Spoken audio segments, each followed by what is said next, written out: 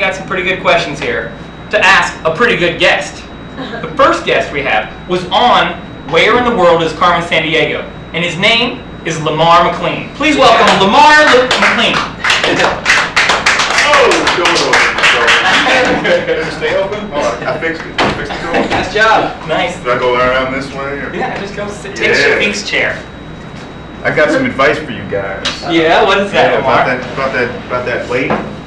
The girl I asked out? Yeah, just forget about it. Yeah? Yeah, forget about it. She's not super into me right away. No, yeah. yeah, Right? that's like hang on or hang up is how I do it. That's kind of how that should be the match your feet way, man. Either hang up or hang, you know what I mean.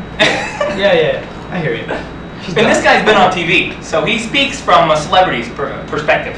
And as we all know, celebrities are always right about everything. Yeah. Thank you. Yeah. So. Well, I see some people in the audience that are probably thinking that, sure, I've heard of Where in the World is Carmen Sandiego, but that guy, there's no way he was on Where in the World is Carmen Sandiego. It was, man. But you're so tall. Yeah. And so big. I don't even remember how, like, I was a tiny 11, 12-year-old. I was tiny, man. You want to see just how tiny?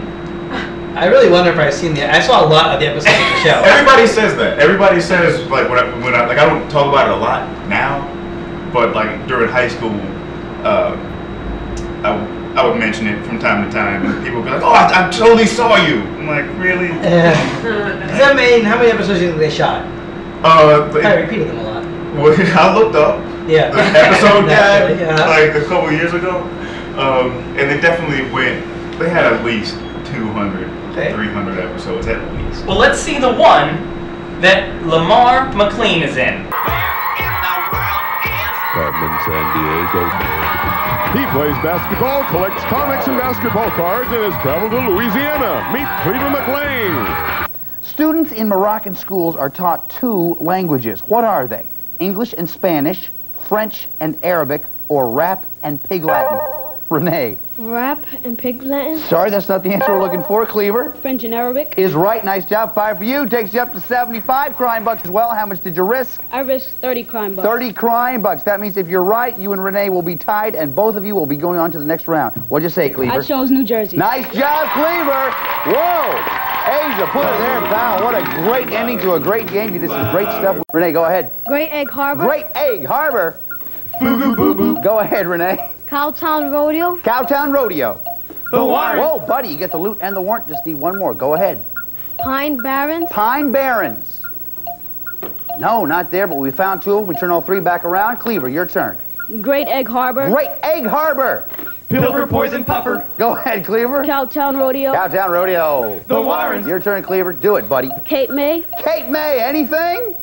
Yeah! Put it in, buddy. Nice job. You know what to do, right? There's a chain right over there. Put him in jail. Go do it, buddy. Hold on that chain. In jail. Nice job, Cleaver. My memories have been amazing. What was that pink ball going to prison? That was I think it was Nimoy, and it stole a bunch of fish. That was the episode they stole the poison fugu of Japan.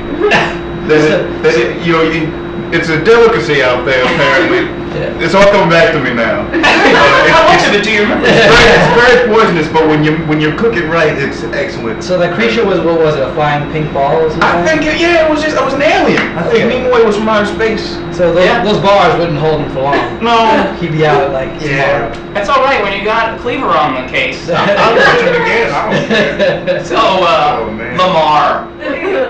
Okay, all right. Are we gonna address that now? So popular that you had to change your name. Yeah, cause like I had to change schools. It was a whole thing. No, but honestly though, like I had to, like I didn't get a lot of the hype that you get like after you do that show, cause it was during the school year. Yeah. So you do it, and then like what would happen is you go back to school, and it's in the springtime, so everybody's like having a good time and everything. You go back, and it's like, oh, you did that thing, and it was fantastic. But I moved like 2 days after. Oh.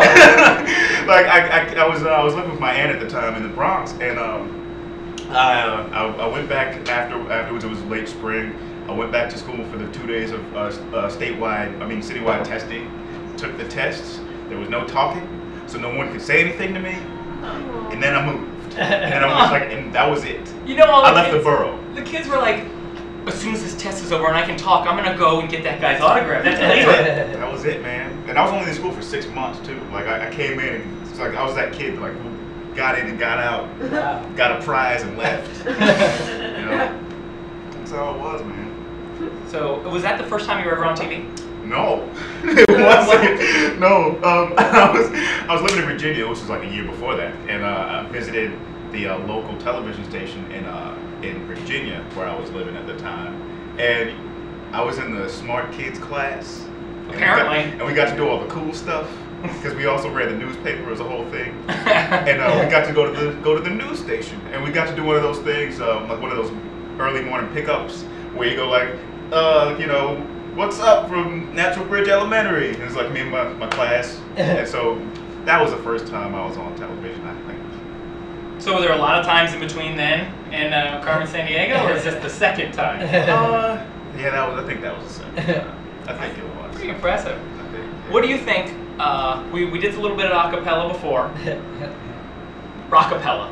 Is rockapella cool? Great bunch of guys, serious. Like I think it was such a small production that sometimes they had those guys doing other stuff than sing. Like they had, like the tall guy who sang bass was really like he was a PA.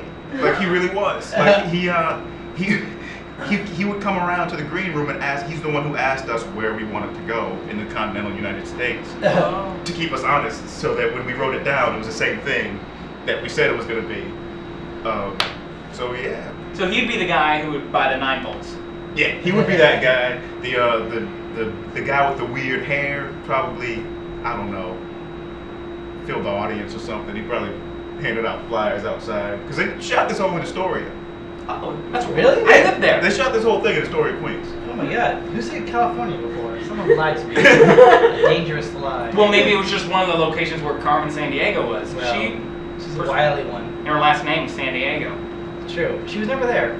You know what? You only captured, or you put Nimoy in prison in that clip. Yeah. From there, the game's not over. No, it's not. I mean, where in the world is Carmen Sandiego? She's the main culprit, right? Yeah, she's number one. She's the one. You know, like after you get past the human elements of the other kids, the other gumshoes, if you will.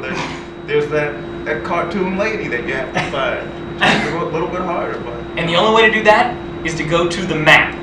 And we have Cleaver McLean going to the map. Let's watch Cleaver McLean go to the map of Africa, the toughest continent in the world. No.